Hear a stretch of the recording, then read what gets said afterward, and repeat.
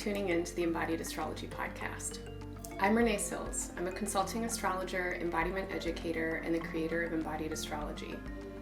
Embodied Astrology is much more than these horoscopes in our podcast. It's actually a movement that is full of people who are interested in the ways that astrology can help us more deeply embody our earthly and universal intelligence at this time. We offer ongoing classes, workshops, trainings, and community process spaces where we practice astrology as a language for living. We blend astrology with art, science, healing methodologies, and activist strategies. We hold space for ourselves and each other to expand and explore symbolism, mythology, and meaning, to queer, unpack, and evolve this ancient technology in service of our present needs and future potentials. If this sounds like something you've been looking for, or if my readings resonate for you and you want to take them to the next level, I hope you'll join us sometime. Stick around after your horoscope and I'll tell you a bit more about what we offer, how we work, and why I think embodied astrology might be a great space for you too. If this work benefits you and you want to help me keep giving these monthly readings for free, or help us keep all of our offerings available with financial accessibility and sliding scale, please take a moment right now to like, follow, and subscribe to our channels. This season's horoscopes are intuitive offerings for each sign of the zodiac. May they serve and support you in some way. Listen for your sun, moon, and rising signs. Remember that not everything is for everyone. Take what works, leave the rest, and make the meaning that's most meaningful for you. Thanks so much for being here. Now, onto your horoscope. Hello, Gemini. Welcome to Scorpio season. This is a reading for all of your Gemini placements, especially sun, moon, and rising. Okay, so Scorpio as an energetic archetypal principle is a principle that asks us to come into our depth. And in our depth, we have, of course, our emotional depth and psychological depth. We also have the core of our bodies, and that might mean our intrinsic strength. It could mean the marrow in our bones, or the very center of the center of the center of our bodies, which in many elemental medicine and energy systems is really the center of personal power. The depth that Scorpio calls us into is a depth that we have to work with and process and alchemize. And as Scorpio season flows forward, I feel for you, Gemini, that there is the depth of the embodied experience and the everyday that is really asking for your attention. I think that a lot of you really need to be, and maybe also want to be, very meticulous at this time. Questions that are coming up for me have a variant of is that needed laid over the top of them. Do you need that thing? Do you need that thought in your head? Do you need that habit? Do you need that practice? Do you need to buy that? Do you need to eat that? Like, there is this kind of quality of needing to be really discerning and aware of why you're making the choices that you're making. And in the ways that you are saying yes and no right now, I think that your depth is called for. So the feeling that I'm having is that decisions are not, they're potentially not so easy at the moment because they are really important. Many of you have very important decisions that you're making. And I think a lot of you are in a time when it is important for you to make certain decisions that have a kind of, I'm going to cut something out here. Some of you may be cutting out expenditures of some kind. This could be the expense of your money, for sure. This could be the expense of your time, your energy, your attention. Where are you investing that you simply cannot anymore? Or where are you investing in ways that are not producing what you want to see grow and thrive? This is a great time, clearly, for budgeting, for cleansing, for house cleaning, and things like that. I also want to encourage you to do the equivalents of those kinds of things in your psychological terrain. And where you are paying attention and giving your thinking space to what is not helpful for your mind, for your body, for the ways that you want to be of service to the world. It's time for a boundary. It's time for a barrier. This could look all kinds of ways. It could look like turning your phone off. It could look like refusing to have certain kinds of conversations. It could look like really paying attention to the looping thoughts in your mind and those couple of places where you're always getting obsessed, like we all do, that just, is a waste of your energy, because every time you circle around it, it makes you feel bad or it's distracting. And this would be definitely a time to practice replacing those kinds of thought patterns with the kinds of thought patterns that serve your energy and that help you generate and regenerate your energy. Now, what serves your energy at this time is really tuning in with where you are in relationship and where you are kind of embedded and held in continuity across life forms. So definitely other people can sometimes be like this, but the funny thing about human relationships, is that we will be each other's worst nightmares, as well as, favorite friends and most satisfying supports. I think that relationship here wants to be global and it wants to be multidimensional. And that means the many, many realms that are not only human. So this could mean the trees, the plants, the air, the water, all the elements. This could certainly mean other life forms. And when you tune in with how you are always in relationship, something happens for your body mind, and this is very regulating for any of us. When we tune in with the embeddedness of the relational field, that our breath in and of itself is continuity with life everywhere. The waters in our body are continuous with the waters of the earth.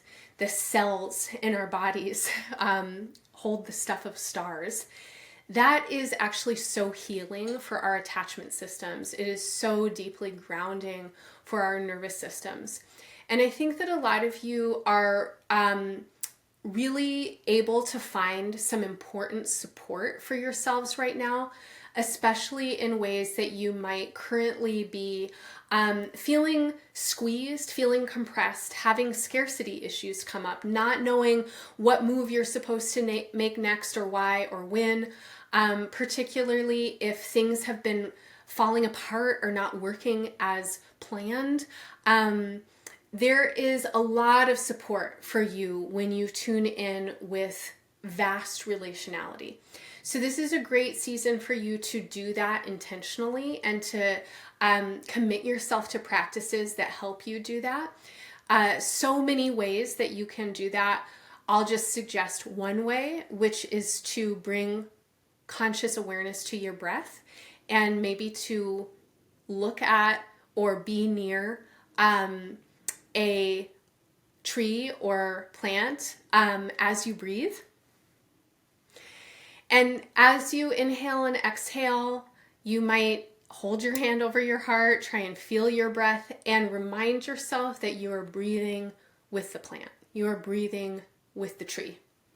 And that your inhales are their exhales and your exhales are their inhales. And in this togetherness, there is support. That's one just really basic, easy meditation that you might try to do for a couple of minutes. Now, there are so many different ways that you can tune in with embeddedness and relationality. And when I say those words, I'm not asking you to totally merge with other life forms, though that might feel like it's what's happening, because there is communion and there is continuity between you and them. But I'm really kind of feeling that there is support for you in this individuated human form that is beyond this human form, that spreads across time and space. And for you to be supported in your individuated human form with all of the personal struggles and opportunities that you're experiencing right now, it's really great for you to know that you're not alone and for you to practice tuning in with and feeling that you're not alone. And for any of you out there who are trying to heal your mind, if there are ways that you are noticing that your mind is looping around anxiety or distress or negativity, if you are doing the thing that so many of us like to do, which is to cut ourselves down and beat ourselves up, or that other thing that so many of us like to do, which is to cut each other down and beat each other up mentally and have all kinds of judgments and opinions that feel real angry in there. Those thoughts are direct links to stress hormones in your body. Dwelling on those kinds of thoughts and letting them circulate unchecked will increase inflammation and stress in your body. Especially in Scorpio season, this is a time that wants you to work really skillfully with your body mind and up-level your mental patterns to help serve and support you to be more present with your life, in your body, to be more well in your life and in your body, and especially to experience relationships in a different way. Those negative thought patterns, of course, as they become stress and inflammation in our bodies, become relational patterns. They become places where we mistrust each other, allow for insecurities and judgments to take up all kinds of space between us, etc. And I think that the realm of relationship is a place where a lot of you are looking for and you need support throughout Scorpio season. So please practice relationality in a really big way so that you can receive relationality in a really big way. Over the course of not just Scorpio season, but the next several months until, I'm going to say, through the first quarter of next year, there is some significant kind of back and forth. And this does have to do with your relationships, and this also has to do with your communication. It feels to me like a lot of you are in an interesting kind of growth moment where you are learning to articulate and communicate around your desires and also your anger. And so when you are learning to articulate desire and anger, things can be awkward, they can be crunchy, they can come out ways that somebody else hears in a totally different kind of way, and then there could be a situation. This is not to be avoided at this time. I want to say this is a great time to lean into the awkward, uncomfortable, potentially messy possibilities of communicating yourself authentically. Just know that in your communication, there are learning opportunities that are emerging.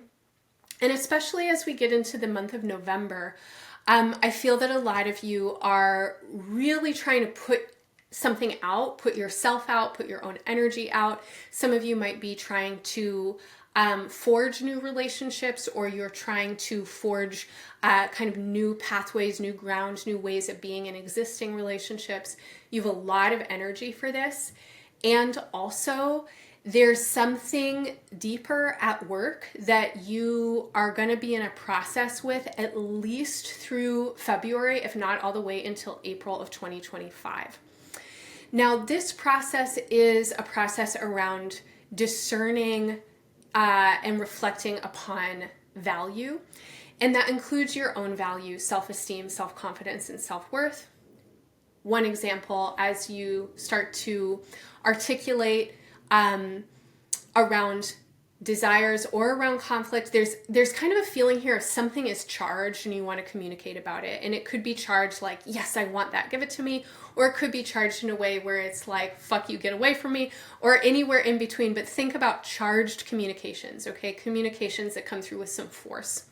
As we get into the month of November, I think a lot of you feel this energy coming out of you. It's like you have to say something. And what you have to say really wants to make something happen around this quality of value. Some of you might be feeling that you are not being valued enough. There might be issues in relationships where you need something different, you need something more. Some of you may be unconsciously insecure about something, and so content is coming up and it's coming out in such a way, but you're starting to also realize that, oh, there's like a deeper need that's here. There's something else that's going on, and that actually needs to be attended to. Some of you are also thinking right now that it's about someone else, but there's actually more of a back and forth and a reciprocal kind of process that has to unfold, and some amount of willingness for you to be tender and transparent and do the work of figuring out how to speak about what your experience is without being so forceful about it. And as we move into November, it does feel like a declaration kind of time for you. And there is a quality of a lot of you are wanting to make declarations of some kind. You feel very decisive. I want to encourage your slowness around this time and also encourage your process. The first 2 weeks of November, we are between a new moon and a full moon. We have a new moon in Scorpio on November 1st and a full moon in Taurus on November 15th. These lunations are very powerful, and they are bringing a lot of momentum into your body and consciousness that feel like it has to do with core needs and survival. Survival is complex, right? So a lot of times our survival needs get stimulated by situations that actually don't have anything to do with our survival.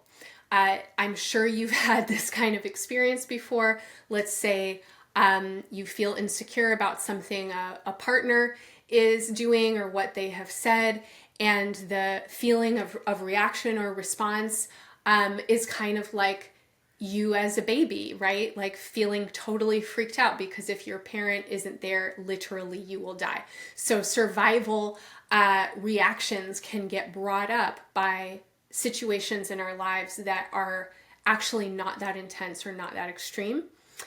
And we are living through a period of time where things are really intense and they are really extreme, and a lot of people are not surviving. And wherever you happen to be, I know that, first of all, if you're listening to this, that you have survived so far. But second of all, if you're listening to this and you have survived so far, then you have access to a screen and device, and on some level you've been getting information about what's happening in the external world, and your mirror neurons are responding, and some parts of you probably are very aware that survival is at risk for many people, for many species, for many ecosystems, and maybe also for you and for the people that you love in some way. And so this feeling of survival and its kind of reactive patterns, or the need to act from a place of survival instinct, is really, really, really strong right now. And it is so important that we are able to check in with our own energies at this point and clarify and discern how survival instincts might be manifesting in ways that lead us to action and reaction that is misaligned with the actual situation. If we're bringing that kind of charge into a situation where that's not the reality, that charge can really freak out other people, right? And there can be then a kind of heightened charge within a collective system or within a relationship that becomes very urgent and isn't able to actually meet the needs of those that are there because of the urgency and what that brings up for folks. So if you are not in a situation where your survival depends on you reacting immediately, and you are in a situation where you have some amount of luxury and privilege to be reflective right now and to do work with yourself, this is such an important time for that. It is so important right now that you tune in with the ways that you might be feeling triggered, so that you can care for those parts and act with as much emotional responsibility and maturity as possible. Now, this is also a period of time between the new moon and the full moon when some of you might be getting a lot of clarity about how you want to move forward with certain situations. And when I said a moment ago, this feels like big declaration energy, this is really where it's coming forward. I think a lot of you, this is going to come forward with work-related or career-related kinds of things. For some of you, this is very family and relationship-oriented. And for some of you, this has to do with like you as a person in a kind of existential, big picture way. Like I'm a person who's going to be this in the world. This is this declaration. I'm going to stand for this. I'm going to be a model for this kind of energy or action or something like that. So there's something that's happening in the Gemini charts as we get into November, where there is increased clarity for a lot of you, and you have this feeling of this is the way that I need to move forward. And at least for the first 2 weeks of November, between new moon and full moon, I want to encourage you to move slowly. Again, if you do not have to react for your literal, actual survival, give this through the full moon. Give this until we get towards Sagittarius season, beginning on November 21st, and then start to communicate about it and put things into step. Now, some of you, it's like you've already started. And what I want to say then is be aware of how momentum is building right now. There's a kind of fragile period between November 4th and 14th or so, where it's easy to make missteps because we have so much feeling of confidence and clarity, but there are also things that we haven't seen yet. And that full moon that's coming on the 15th, I think brings a lot of revelation to Gemini. And then as we move towards Sagittarius season, we do have some retrograde energies coming up. These are the influences that I've been talking about that will bring us through the first quarter of next year. But these retrogrades, I think, can also be supportive for you in making new and different deals, readjusting contracts, communicating and articulating your needs, and getting some movement there. And if you give yourself through the 15th, if you're able to, I think that some energy wants to kind of move around and clear out for you during that time, and you want to give it that time. That's my sense. That's my feeling of it. Now, you could get there and be like, fuck off, Renee, I'm doing my own thing, and do totally great. So make the meaning that's meaningful for you. Always tune in with your own intuition.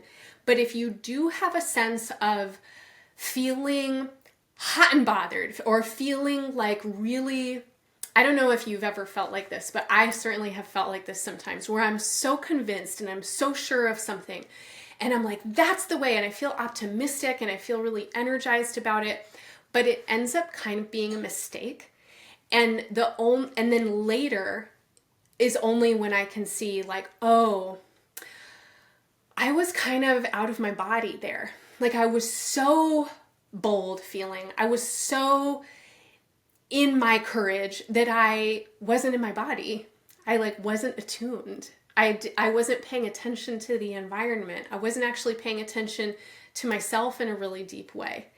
And I ended up doing something prematurely, or I ended up saying something that I actually really didn't mean, or setting something in motion that later I really wish that I hadn't.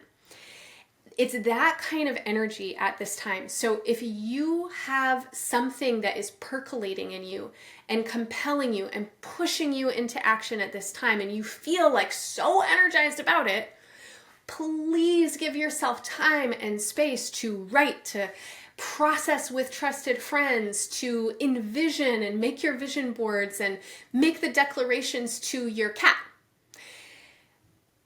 And if you have the privilege and the luxury of waiting until after the full moon and maybe into Sagittarius season, I would recommend waiting. And in the period of waiting, to not turn away and just put it on the shelf and be like, I'll come back to that later, but to put it on the shelf somewhere that you can see it, so that you can continue to reflect and refine and process and sort out what it actually is that you need to do or say, or what these declarations are trying to do or say for you. Okay. The last thing I'm going to say is that around the time of this full moon, so mid-November, there is a real remarkable shift in energy on a collective level. Now, I'm sure we'll be feeling this geopolitically. I'm sure we're going to be feeling this environmentally and in our collective social spaces. For you, Gemini, there is a really big shift coming up right now. And this shift is taking you into an important new chapter. And this chapter is a couple of decades long. On November 14th, the outer planet Pluto is moving into Aquarius, and it's going to stay there until the 2040s. This is a transit that has been already in the works for the last year and a half or so. Pluto is a very slow-moving outer planet, and it has made two very brief entries into Aquarius so far. This is a period of time of profound change on planet Earth. There is a lot of restructuring of society and environment and the ways that we coordinate and organize ourselves systemically through our institutions, through our living systems, and also in the ways that we organize together. I feel that a lot of you are really interested in participating in this shift.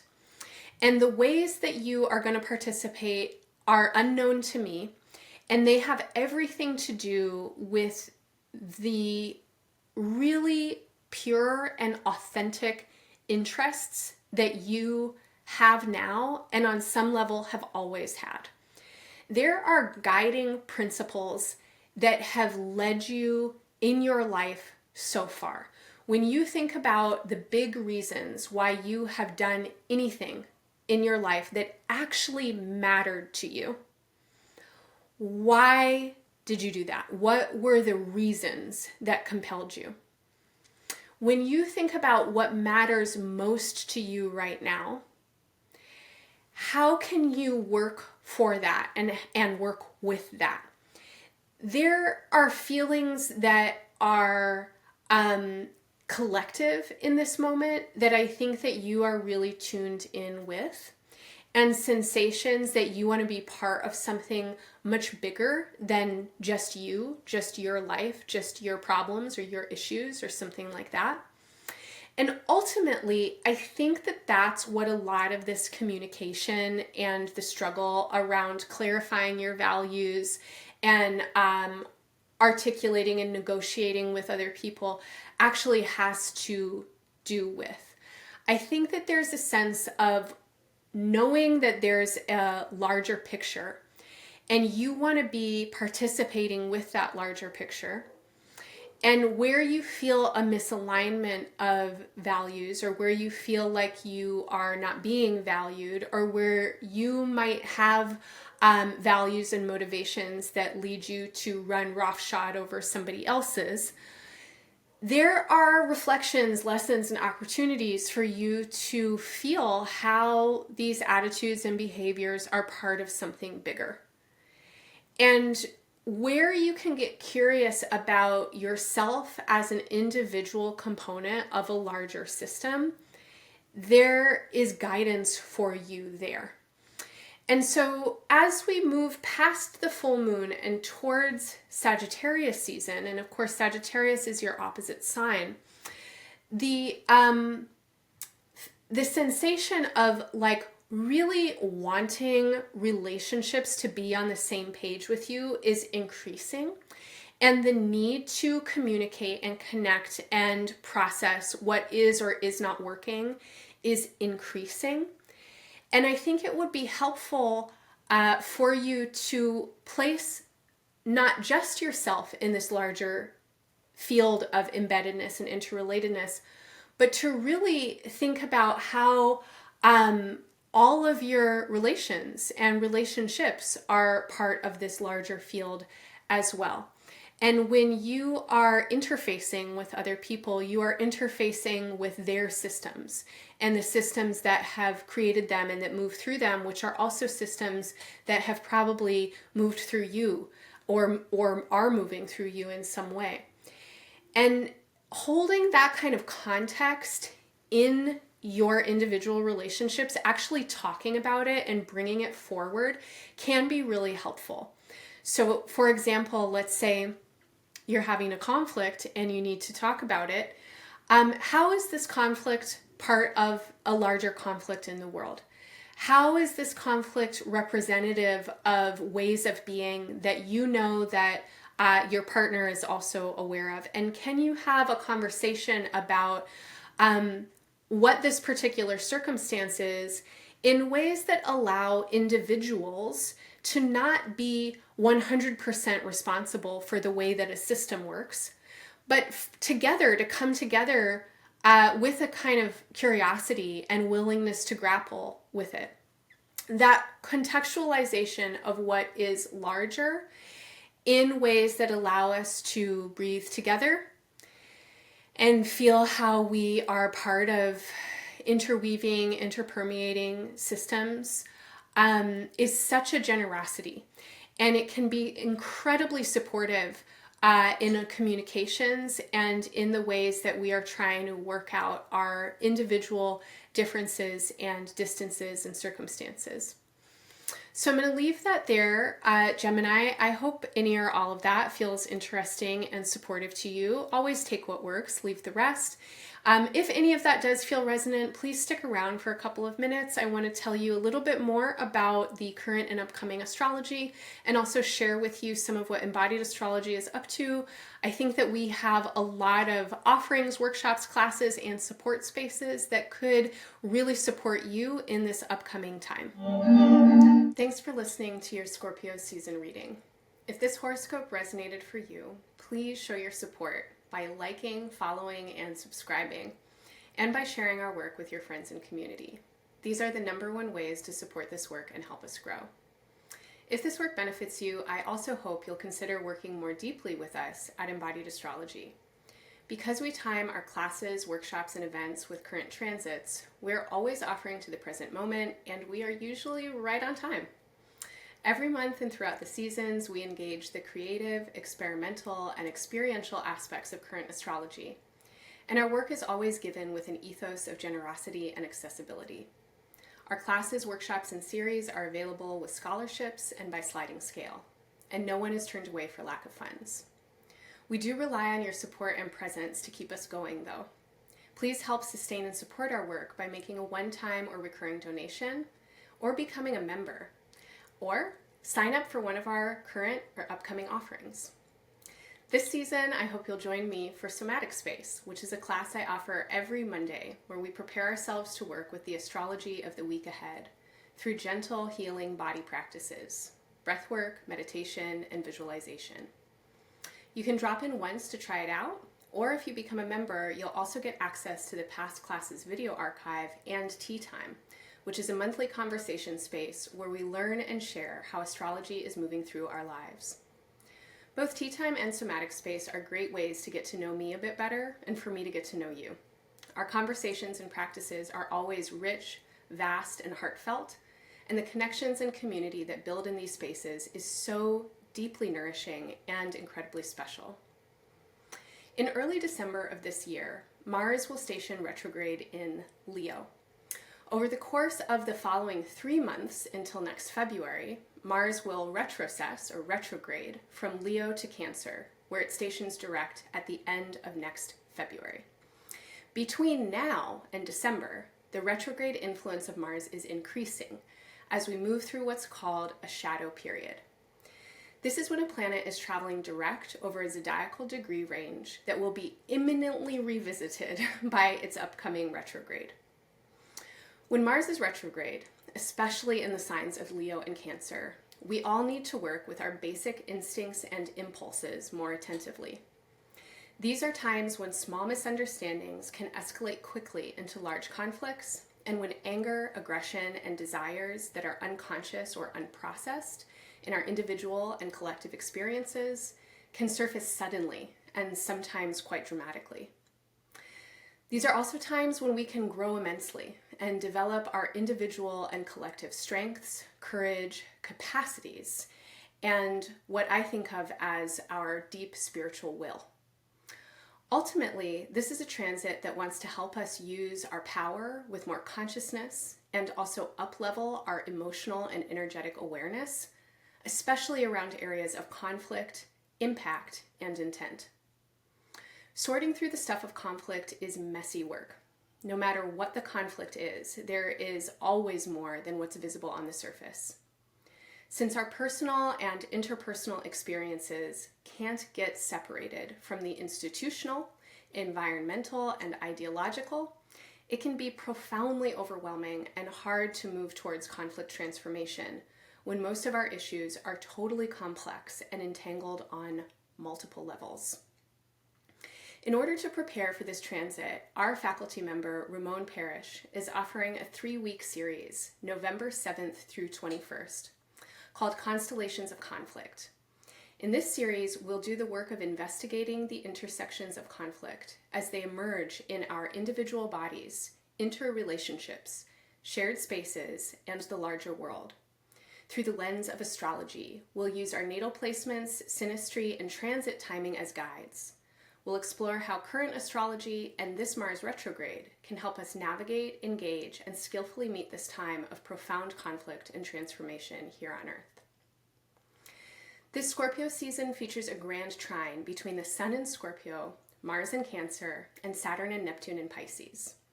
This season, more than most, is a time of deep water and intense feelings. In astrospeak, water always asks us to move down and inwards, and to get in touch with our emotional bodies and internal experiences. Working with the wisdom of water also assists in working effectively with Earth. When we can craft and create containers that hold space for feelings to be as they are, we'll naturally find our way into flow, and what we don't need, we can let go in ways that nourish, cleanse, hydrate, and sustain. Over the weekend of November 9th and 10th, Embodied Astrology facilitators Gabs 404 and Janata Petrus will hold 2 watery, earthy sessions to make space for the following week's Taurus full moon. In November 9th's Nebula Lab, Gabs will be joined by Dani D'Emilia, a non-binary, eco-trans feminist artist and educator whose work with radical tenderness and hospicing modernity invites intimacy into the layers of life right now. This is an opportunity to be with the immensity of the moment, get grounded in our bodies, politicized in our healing practices, and held in our humanity by the larger cosmic web of inseparability.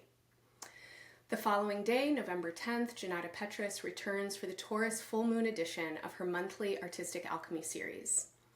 In these classes, we orient with a full moon axis in our charts in order to reflect on our creative devotions and the realities of surviving in a capitalistic world that is filled with uncertainty and possibility. We practice staying grounded with the rhythms of astrology and spirit, channeling the wisdom of cosmic alignment, and opening to celestial guidance from our ancestors as support for living creatively through times of unknown. Following Janata's artistic alchemical opening, Sherry Taylor and I will co-lead a special council session the following weekend on Saturday, November 17th, which is the day after the full moon, where we'll focus specifically on astrology and ancestral attunement through working with the symbolism of Saturn. Sherry has been faculty at Embodied Astrology for over 2 years now, where her work in deepening and expanding Saturn's mythic and archetypal symbolism has yielded a powerful path of devotional practice. Our co-led session initiates a new cycle of Saturnian devotion, which Sherry will lead through 2 subsequent sessions, culminating on the December solstice. You can find more information about everything and everyone I just mentioned in the show notes, or through the study section at embodiedastrology.com. If you can't make our live events, but you still want to participate, your registration will always include recording access. I certainly hope to see you soon over Scorpio season in one of our spaces. Thank you so much for being here. Thanks for listening and engaging. I'm wishing you all the best in this season and beyond. Bye for now.